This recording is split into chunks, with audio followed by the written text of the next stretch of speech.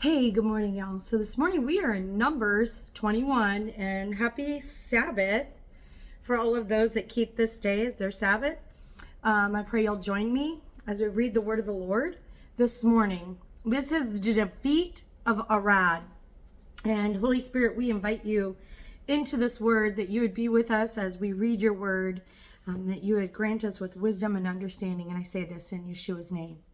So when the Canaanite king of Arad, who lived in Negev, heard that Israel was coming along with the road to Athrim, he attacked Israel and captured some prisoners. So Israel made a vow to the Lord: if you will deliver this people into our hands, we will devote their cities to destruction.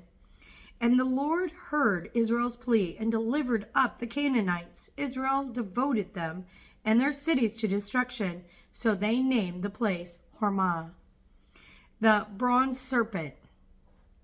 Then they set out from Mount Hor along the route to the Red Sea in order to bypass the land of Edom. But the people grew impatient on their journey and spoke against God and against Moses. Why have you led us out of Egypt to die in the wilderness? There is no bread or water, and we detest this wretched food. So the Lord sent venomous snakes among the people, and many of the Israelites were bitten and died. Then the people came to Moses and said, "We have sinned by speaking against the Lord and against you. Intercede with the Lord, so he will take the snakes away from us." So Moses interceded for the people. Then the Lord said to Moses, "Make a fiery serpent and mount it on a pole. When anyone who is bitten looks at it, he will live."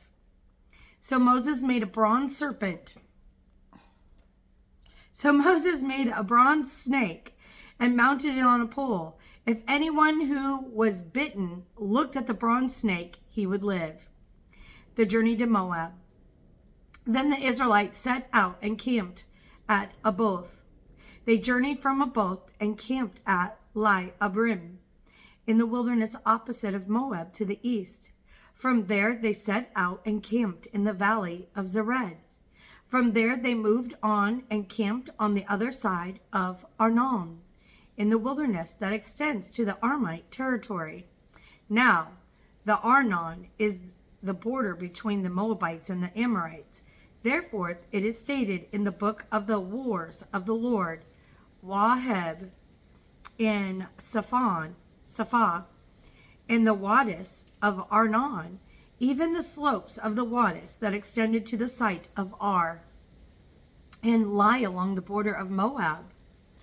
From there they went to Beer, the well where the Lord said to Moses, "Gather the people so that I may give them water." Then Israel sang this song: "Spring up, O well, all you, sing to it. The princes dug the well, the nobles of the people hollowed it out with their scepters and with their staffs." From the wilderness the Israelites went on to Mattanah, and from Mattanah to Nahialel, and from Nahialel to Bamoth, and from Bamoth to the valley in Moab, where the top of Pisgah overlooks the wasteland.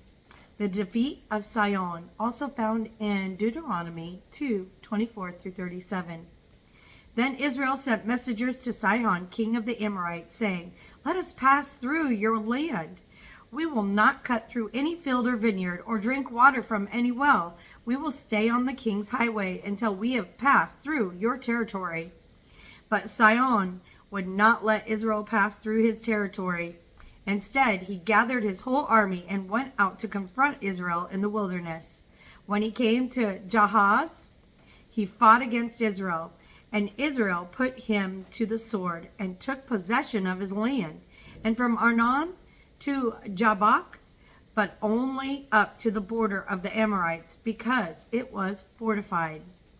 Israel captured all the cities of the Amorites, and occupied them, including Heshbon and all its villages. Heshbon was the city of Sihon, king of the Amorites, who had fought against the former king of Moab and taken all his land as far as Arnon. That is why the poets say, Come to Heshbon, let it be rebuilt. Let the city of Sion be restored, for a fire went out from Heshbon, a blaze from the city of Sion. It consumed Ar and Moab, the rulers of Arnon's heights. Woe to you, O Moab! You are destroyed, O people of Chemosh. He gave up his sons as refugees, and his daughters into captivity, to Sihon king of the Amorites. But we have overthrown them. Heshbon is destroyed as far as Dibon. We demolish them as far as Nophah, which reaches to Medebah. The defeat of Og, and this can also be found in Deuteronomy 3, 1 through 11. So Israel lived in the land of the Amorites. After Moses had sent spies to Jazer, Israel captured its villages and drove out to the Amorites who were there. Then they turned and went up the road to Bashan, and Og, king of Bashan, and his whole army came out to meet them in battle of Edrei. But the Lord said to Moses, "Do not fear him, for I have delivered him into your hand, along with all his people and his land. Do to him as you did to Sihon, king of the Amorites, who lived in Heshbon." So they struck down Og along with his sons and his army until no remnant was left, and they took possession of his land. This is Numbers 21. We have 36, up to 36. So today it is rainy, is dreary, it's overcast in the Dallas Metroplex. I pray that there's sunshine where you're at.